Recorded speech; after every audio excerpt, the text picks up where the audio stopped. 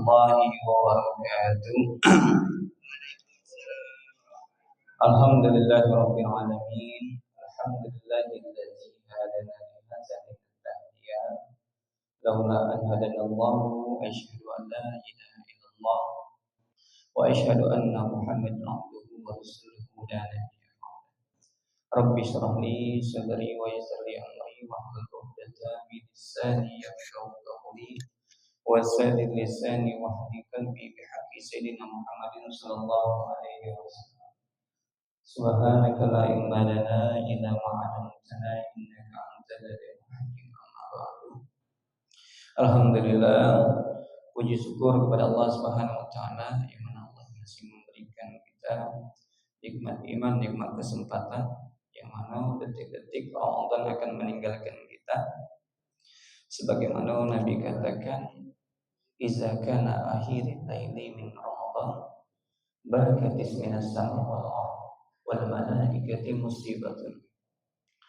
Kalau sudah datang detik-detik hari-hari Ramadan di akhir mau meninggalkan gitu, itu langit dan bumi ini dan para malaikat bakal menangis mereka itu. Bahkan dikatakan juga musibatun lil ummati Muhammadin sallallahu alaihi wasallam. Jadi suatu musibah. Jadi kalau salafun as-saleh terdahulu detik-detik akhir-akhir Ramadan mereka sedih menangis karena mau meninggalkan bulan yang sangat mulia. Sebagaimana Nabi katakan syahrul Ramadan syahrul barakah, bulan yang keberkahan. Syahrul rahmat, bulan yang rahmat. Syahrul taubat, bulan yang taubat. Bahkan dalam hadis pun Nabi mengatakan iza ja'a Ramadan futihat abwaabul jannah. Pintu-pintu langit, pintu-pintu surga terbuka oleh Allah Subhanahu wa taala. Karena Allah membuka diskon besar-besaran untuk pahala. Perkara dunia ini mall dibuka diskon besar-besaran. Di salah satunya di bulan Ramadan Allah memberikan maghfirah seluas wasya', luas-luasnya. Seandainya kata Nabi katakan laula, seandainya mereka itu an-nasu ya'lamu mengetahui fadilah bulan Ramadan, mereka akan ingin 1 tahun penuh ini menjadi bulan Ramadan. Tetapi tidak bisa, Allah sudah tetapkan bulan Ramadan cuma sekali dalam 1 tahun. Jadi inilah kesempatan kita untuk beramal. Kemudian sambungan hadis tadi, wakiba ayy musibah ya Rasulullah, apa itu musibah? Kata Nabi, zahabu min Ramadan, karena akan perginya bulan Ramadan itu menjadi satu musibah. Fihi, di dalamnya bulan Ramadan, dakwatu mustajab, doa-doa yang dilakukan di bulan Ramadan ini adalah bulan yang sangat diijabah oleh Allah Subhanahu wa taala. Jadi rugi kalau kita tidak memanfaatkan sisa-sisa Ramadan ini untuk berdoa, karena doanya mustajab. Was-shadaqatu qabulan, dan orang yang sedekah di bulan Ramadan itu Nabi katakan qabulan, diterima. Jadi memperbanyak amaliyah di bulan Ramadan. Yang sunnah diangkat menjadi wajib, yang wajib dilipatkan ganda lagi, bahkan dikatakan sampai 700 kali lipat. Jadi rugi kalau kita tidak memanfaatkan amaliyah-amaliyah di bulan Ramadan, seperti itikaf di masjid. Kalau kita sudah masuk masjid lupa niat itikaf, sudah sholat masih diperbolehkan niatul itikaf bi asna'i fi sholati. Boleh niat itikaf di dalam sholat, cuma niat la tanaffus, jangan dilapaskan, cukup di dalam hati. Ya Allah, niat itikaf. Nama itu sunnah itikaf. Dalam hati cukup. Kalau dilapaskan batal, di dalam kitab takhrir dijelaskan. Jadi memperbanyak amaliyah di bulan Ramadan. Dan akhir bulan Ramadan ini detik-detik di akhir ini namanya bara'atu minan nar. Jadi bulan Ramadan ini ulama membagi 3 bagian. Al-awal itu rahmat, tengah-tengahnya itu adalah maghfirah, ampunan. Nah 10 hari terakhir namanya bara'atu minan nar atau i'tiqan nar, yaitu pembebasan daripada api neraka. 10 hari terakhir. Karena di sini kita diminta taharu akhir Nabi mengatakan carilah malam Lailatul Qadar di 10 hari akhir bulan Ramadan. Kita sudah melampaui dari malam 25 ya. Masih ada 27 atau 29 bisa kita harapkan lagi. Mudah-mudahan kita dapat malam Lailatul Qadar. Minimal kata ulama kalau di dalam takror dijelaskan juga minimal jago sholat subuh berjamaah dan isya berjamaah. Itu paling penting karena kata Nabi, man kana salati subhi jama'atin faka'annama ibadah kullul lail. Barang siapa yang subuhnya jamaah seolah-olah dia beribadah sehari semalam. Dan barang siapa yang sholat isya berjamaah dia sebagaimana orang ibadah nisful lail, setengah malam. Jadi seandainya kita tidak sanggup itikaf, tidak sanggup baca Quran, ketika kita lagi tidur karena subuhnya udah jamaah dikategorikan kita orang yang ibadah sehari semalam. Kalau ditambah isya sehari setengah malam. Kalau itu salah satu tips amalan dari ulama dijelaskan di dalam kitab Taqrir masalah fadilah Lailatul Qadar. Dan kalau bisa juga kita jangan lepaskan wudu, batal wudu lagi. Setidaknya orang yang dalam keadaan berwudu itu kan dicatat sebagaimana orang dalam keadaan ibadah.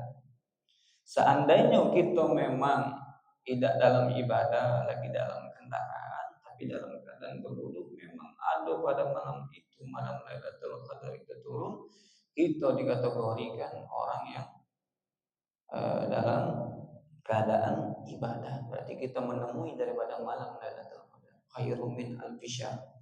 Karena Allah menurunkan para malaikatnya untuk memberikan kesejahteraan kesejahteraan untuk para umatnya. Jadi orang yang beribadah pada malam Lailatul Qadar itu sebagaimana dia ibadah lebih-lebih daripada kurang lebih 83 tahun. Ya kita manfaatkan sisa-sisa di akhir Ramadan. Apalagi gitu pagi ini subuh berjamaah, kemudian dilanjutkan dengan kajian majelis ilmu, yang mana orang yang menghadiri di dalam kitab Fawaidul Mutahhar dijelaskan, orang yang menghadiri majelis ilmu itu di bulan Ramadan satu langkahnya terhitung sebagaimana orang yang beribadah 1 tahun. Bukan hadirnya tapi per langkahnya. Ini luar biasa. Amalan di bulan Ramadan baca Quran. Baca Quran itu kalau di dalam sholat jelaskan juga dalam takriran itu satu hurufnya 100 kebaikan kalau di dalam sholat. Insyaallah kita lanjutkan kajian di dalam kitab Riyadhus Shalihin yang dikarang oleh Imam Nawawi, Babus Sidqi atau Sadku. Jadi sidik ini dalam bahasa Arab wabil makna dua makna, ada artinya jujur, artinya kebenaran. Insyaallah kita lanjutkan. Kalau Allah Ta'ala sebagaimana Allah katakan, ya ayyuhalladzina amanu taqullaha wa kunu ma'as shadiqin. Wahai orang-orang yang beriman, bertakwalah kepada Allah. Wa kunu, dan hendaklah kalian itu bersama orang-orang shadiqin. Jadi banyak ayat itu kita diminta selalu untuk mengikuti orang-orang terdahulu seperti ini, ma'as shadiqin, bersama orang-orang yang benar, bersama orang-orang yang jujur. Seperti doa tadi, Allahumma hadina biman hadaini, Allah berikan wa'afina bi. Sebagaimana orang-orang yang telah beri petunjuk di dalam Al-Fatihah, ihdinas siratal mustaqim siratal ladzina an'amta 'alaihim. Berilah kami jalan dulu sebagaimana jalan yang telah Engkau berikan orang-orang terdahulu. Jadi setiap ayat itu Allah ngajari kita untuk mengikuti orang-orang terdahulu. Seperti ini, wa kunu ma'as shadiqin, dan hendaklah kalian itu bertakwa sebagaimana bersama orang-orang shadiq, yang benar, yang jujur, yang terdahulu. Ini patokan kita kepada salafun saleh, para anbiya, para nabi. Jadi kita diminta untuk menjadi orang yang benar, jujur, wasadiqina wasadiqati, dan orang-orang jujur terdahulu mau dari sifat laki-laki maupun perempuan. Walau sadaqallahu lakana khairan lahum, maka seandainya itu adalah satu kebenaran sisi Allah, khairan lahum, kalau engkau benar berada di rel jalannya Allah Subhanahu wa taala, khairan lahum, maka itu adalah kebaikan bagi kalian. Jadi kita benar diminta untuk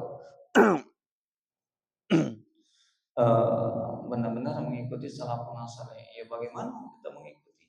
Yang berpatokan kepada mengkaji daripada ilmu agama, karena ilmu agama ini adalah salah satu barometer tolak ukur untuk mengetahui yang hak dan batil.